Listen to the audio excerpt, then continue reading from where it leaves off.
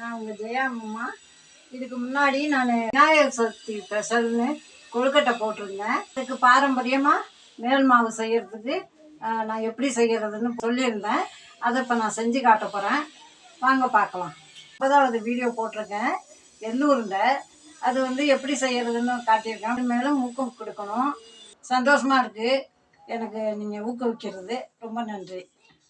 வாங்க பாரம்பரியமாக மேல் மாவு செய்கிறது எப்படின்னு பார்க்கலாம். 400 கிராம் பச்சரிசி ஊற வச்சு தண்ணியை வடிச்சிட்டு வச்சுருக்கேன். 3 மணி நேரம் ஊறிருக்கு.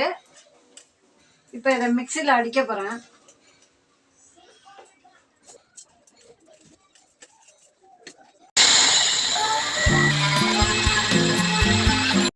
பச்சரிசி மாவு ஊறினதை மிக்சியில் அடித்து வச்சுருக்கேன். இப்போ சலிச்சுக்கலாம். இதை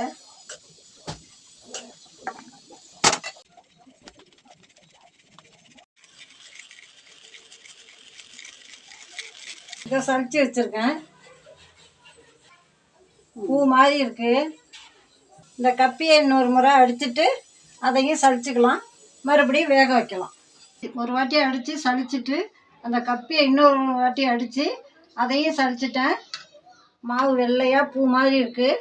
இப்போ எடுத்து வேக வைக்கணும்.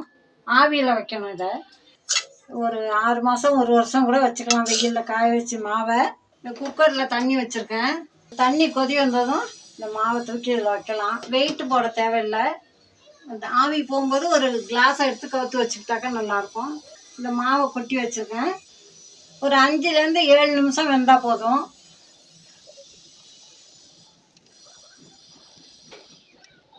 மறுபடியும் எடுத்துட்டு வெயிலில் காய வச்சுட்டு முக்கால் காய்ச்சலாக இருக்கும்போது ஒரு வாட்டி சலிச்சுட்டு மாவு ஒன்று கட்டி இருக்கும்.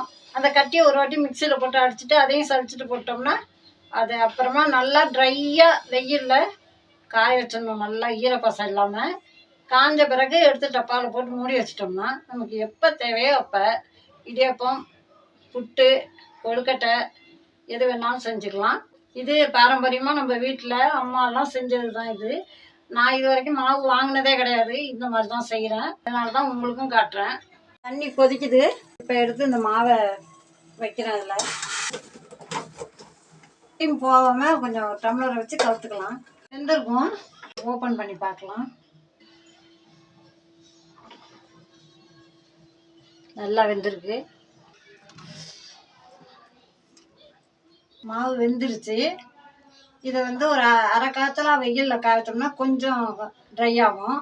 அதுக்கப்புறம் என்ன பண்ணலாம், ஒரு சல்லடையால் சலிச்சிடலாம். சலிச்சிட்டா ஒன்று கட்டி இந்த மாதிரி இருக்கும். அதை மிக்சியில் ஒரு வாட்டி அடிச்சுட்டு எல்லாம் மாவை நல்லா கலந்துட்டு நல்லா வெயிலில் காய வச்சிடணும். ஈரப்பசம் இல்லாமல் நல்லா காய வச்சு எடுத்து டப்பாவில் போட்டு க்ளீனாக மூடி வச்சுக்கிட்டோம்னா 1 வருஷத்துக்கு வேணாலும் நல்லாயிருக்கும். நம்ம வீட்டில் செய்கிறதுனால மாவு எதுவும் கெட்டு போகாது. இந்த பாரம்பரியமாக செய்ய இந்த மாவை நான் செஞ்சு காட்டியிருக்கேன். பாருங்கள், செஞ்சு பாருங்கள். பார்த்துட்டு உங்களுக்கு பிடிச்சிருந்தா எனக்கு லைக் பண்ணுங்கள், ஷேர் பண்ணுங்கள், கமெண்ட் பண்ணுங்கள். ஏதாவது டவுட் இருந்தால் எனக்கு கமெண்ட் பாக்ஸில் கேளுங்க, நான் சொல்கிறேன். நன்றி, வணக்கம்.